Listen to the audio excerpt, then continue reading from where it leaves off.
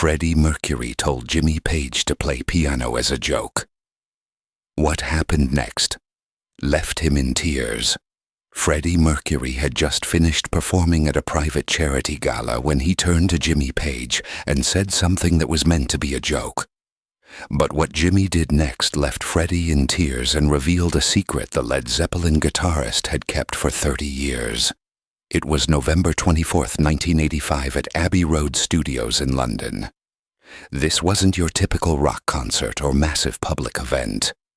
This was an intimate gathering for the Mercury Phoenix Trust, one of the most exclusive charity events of the year. Only 150 people were in attendance. VIP guests, musicians, celebrities, and major donors. The atmosphere was elegant, warm, and surprisingly relaxed. Queen had recently finished their Magic Tour, and this was one of Freddie's first private performances since the band's triumphant Live Aid appearance just months earlier. The evening had been magical.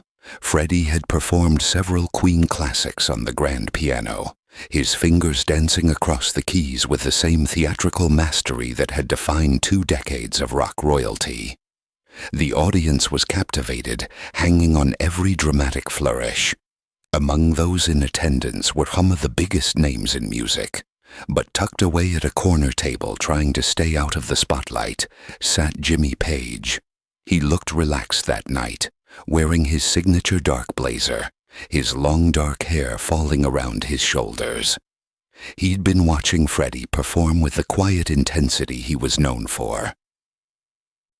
They'd been acquaintances for over 15 years, surviving the wild excesses of the 70s together, watching each other navigate the pressures of superstardom. This wasn't about publicity or cameras. This was about supporting a cause they both believed in. As Freddie finished his final song of the evening, the room erupted in applause. He stood, took a theatrical bow, and began chatting with the audience in that wonderfully flamboyant way he had. He was in his element, telling stories, making people laugh, commanding the room with pure charisma. Then his eyes landed on Jimmy, and his face lit up with mischief. "Jimmy," Freddie called out, pointing across the room. "Jimmy Page, ladies and gentlemen. The wizard of Led Zeppelin himself is here tonight." The room turned to look. Jimmy waved politely, clearly not wanting the attention. But Freddie wasn't done. "Come up here, darling. Come on. Don't be shy." Jimmy shook his head, but Freddie persisted, and the crowd started encouraging him. Reluctantly, Jimmy stood up and made his way to the front with that measured, confident walk that had carried him across 1,000 stages. Freddie threw his arm around Jimmy's shoulder. "You know, Jimmy and I go way back. We've seen each other at our best and our worst. But there's one thing I've never seen Jimmy do." He paused for theatrical effect, his eyes twinkling with trademark Mercury mischief. "Jimmy, darling, why don't you play us something on the piano?" The room erupted in laughter. Everyone knew Jimmy's reputation. The master of the mystical, the guitar virtuoso, the man behind Stairway to Heaven. The idea of Jimmy Page playing classical piano seemed absurd, and that's exactly why Freddie said it. But something shifted in that moment. Jimmy didn't laugh. He stood there very still, and even in the dim lighting you could see something change in his expression. The smile faded from Freddie's face as he noticed. The room went quiet. Jimmy turned to look at the grand piano, its polished black surface reflecting the chandelier lights above. His hands, usually so steady when holding a guitar, hung motionless at his sides. Then he looked at Freddie, and in his voice was a quiet intensity that made everyone in the room lean forward. "Actually, Freddie, I think I will." The confusion in the room was palpable. Freddie's eyebrows shot up. "Wait, you're serious?" "Yeah," Jimmy said simply. "I am." He walked to the piano bench and sat down. His hands hovered over the keys, trembling slightly, not from nerves, but from something deeper, something that had been buried for 30 years. Freddie stood beside the piano, no longer jovial, sensing that something significant was about to happen. The room was completely silent now. You could hear someone's breathing, the clink of a glass being set down too carefully. To understand what happened next, you have to go back to Heston, West London, in the 1950s. Jimmy Page was born into a working-class family. His father was an industrial chemist, his mother a secretary. They lived modestly, but they believed in giving their son opportunities. When Jimmy was 7 years old, his mother, Patricia, made a decision that would shape his entire life. She arranged for him to take piano lessons with Mrs. Henderson, an elderly woman who taught classical piano from her home near their neighborhood. For 3 years, from age 7 to 10, Jimmy studied classical piano. He learned proper technique, music theory, how to read notation. He played pieces by Bach, Chopin, and Beethoven. His small fingers moved across the keys with surprising dexterity and understanding. But when Jimmy discovered the guitar at age 12, everything changed. The guitar offered something the piano couldn't: rebellion, freedom, the sound of rock and roll. He abandoned his classical training and never looked back. His mother, Patricia, never complained. She understood that music was music, and if her son found his voice through the guitar, that was enough. But there was one piece she'd always loved hearing him play, a Chopin nocturne that he'd mastered when he was 9 years old. In 1971, Patricia Page was diagnosed with cancer. The treatments were brutal, and the prognosis wasn't good. Jimmy, at the height of Led Zeppelin's success, spent as much time as he could at her bedside. One afternoon, when it was just the two of them in the hospital room, Patricia made a request. "Jimmy, would you play that Chopin piece for me?" Just once more. Jimmy's heart broke. "Mom, I haven't played piano in 20 years. I don't remember how."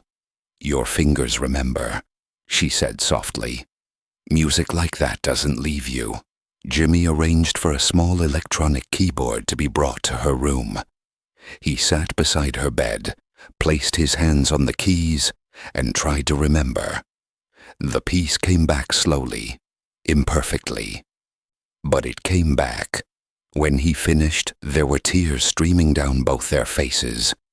"That was beautiful, Jimmy. You never lost it. You just forgot you had it." Patricia Page died 3 days later. Jimmy was holding her hand. Since that day in the hospital, Jimmy had never played piano in front of anyone. It was too private, too sacred. That moment had belonged to him and his mother, and that's where it would stay. Until tonight. At Abbey Road Studios, Jimmy placed his hands on the keys. He took a deep breath, and then he began to play. The opening notes of Chopin's Nocturne in E-flat major filled the elegant room. It wasn't the rock version everyone might have expected. This was pure classical piano, delicate, emotional, technically demanding. His fingers moved across the keys with a grace that nobody in that room had ever associated with the Jimmy Page they knew. Freddie Mercury stood frozen beside the piano, his hand covering his mouth. He understood now. This wasn't a joke. This wasn't about proving anything. This was about something much deeper. Jimmy played with his eyes closed, and as he did, his lips moved, forming words that the audience couldn't hear but could somehow feel. He was talking to his mother. Across the years, across the divide between life and death, he was keeping a connection alive. The piece built to its emotional climax, Jimmy's left hand providing the deep, resonant bass notes while his right hand danced through the delicate melody. The room remained in absolute silence except for the piano and the quiet intensity of Jimmy's performance. When he played the final note, something happened that no one in that room would ever forget. Jimmy stayed seated, his hands still resting on the keys, and his shoulders began to shake. Jimmy Page, the man who had survived everything rock and roll could throw at him, who had played in front of millions, who had become a legend precisely because nothing seemed to touch him, was crying. Freddie immediately moved to his side, kneeling beside the piano bench and placing a gentle hand on Jimmy's shoulder. "Jimmy, mate, I'm so sorry. I didn't know." Jimmy shook his head, unable to speak at first. Finally he managed. "Nobody knew. That's how she wanted it. Private, just us." Freddie helped Jimmy to his feet, and the sight of these two rock legends, one comforting the other in a moment of pure vulnerability, was something no one present would ever forget. After a few moments, Freddie gently took the microphone. His voice was thick with emotion. "Ladies and gentlemen, this foundation, everything we do here tonight, it's about love. It's about family. It's about keeping promises to the people who matter most. Tonight, Jimmy just showed us what that really means." He paused, looking at Jimmy, who was wiping his eyes with a handkerchief someone had given him. "I'm making a personal donation of £50,000 to this foundation tonight in the name of Patricia Page, and I'm designating it specifically for music education programs for children who can't afford lessons." The room erupted in applause, but Freddie wasn't finished. "Jimmy, your mother gave the world an incredible gift when she gave you music. Let's give that gift to other children." What happened next was extraordinary. Roger Taylor, who had been seated in the audience, stood up and pledged £10,000. Other musicians and donors followed. By the end of the evening, the room had collectively donated over £200,000. The Patricia Page Music Education Fund was born. Jimmy was overwhelmed. He stood shakily and spoke into the microphone for the first time that evening. His voice was rough, broken, but clear. "My mother worked as a secretary her whole life. She never had luxury, never got to do the grand things she dreamed of. But she gave me everything. She believed in me when I was just a kid making noise in my bedroom." He paused, composing himself. "She would have loved this. She would have loved that her name is going to help kids learn music. Thank you, Freddie. Thank you, everyone." The evening ended not with more performances, but with something more meaningful. People approached Jimmy not for autographs or photos, but to share their own stories. Stories about promises made to parents. Stories about dreams deferred. Stories about the sacrifices mothers and fathers make for their children. The guitar hero had become something else that night. A son honoring his mother, and everyone in that room felt the profound truth of that moment. The story could have ended there, but in today's world, privacy is fleeting. A few of the guests shared the story respectfully on social media. They didn't share videos of Jimmy's performance out of respect, but they shared the story, and it spread. Within days, the hashtag Patricia's Legacy was trending worldwide. People shared stories about their own mothers, their own musical journeys. Musicians posted videos of themselves playing piano in honor of Patricia Page. The Patricia Page Music Education Fund launched officially 3 months later. The program provided free piano lessons and instruments to children from low-income families. The response was immediate and overwhelming. Music schools volunteered their teachers. Piano manufacturers donated instruments. Within the first year, Patricia's music reached over 3,000 children across the UK. 6 months after that night at Abbey Road, something happened that brought Jimmy back to the piano one more time. It was the first Patricia's Music graduation recital, where 40 children who had been in the program for 6 months would perform for their families. Jimmy and Freddie were both special guests. Among the performers was a 10-year-old boy named David, whose single mother worked 2 jobs to support them.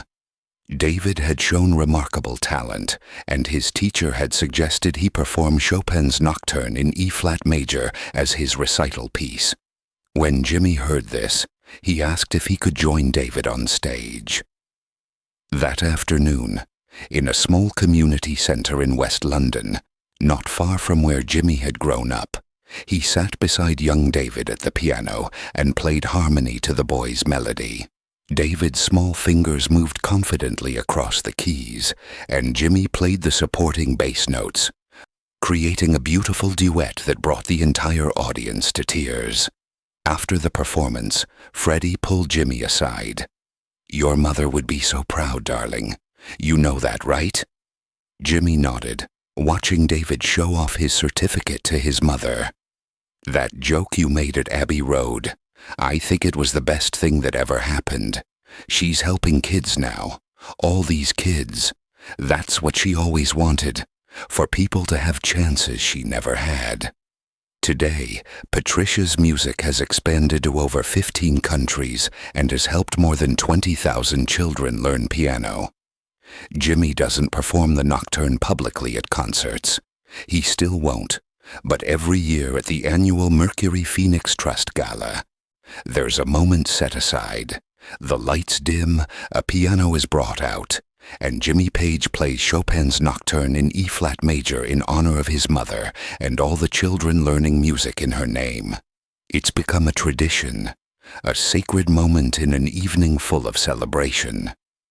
Freddie Mercury, before his death in 1991, called it the most beautiful thing I ever witnessed. The story of that night reminds us of something important. Behind every larger-than-life figure, behind every rock legend and wild personality, is someone's child. Someone who made a promise to their mother or father and carries it with them even when the world sees only the fame and the persona. A joke meant to entertain became a promise fulfilled, a mother honored, and thousands of children given the gift she had given her son decades earlier. Sometimes the most powerful moments come from the most unexpected places. And sometimes, when you think you know everything about someone, they surprise you with a grace and depth that reminds you why music matters. Jimmy still has that small electronic keyboard from the hospital in 1971. It sits in his home studio, and sometimes, when he's alone, he plays just for her. Just to keep the conversation going, because some promises aren't made to be kept once. They're made to be kept forever.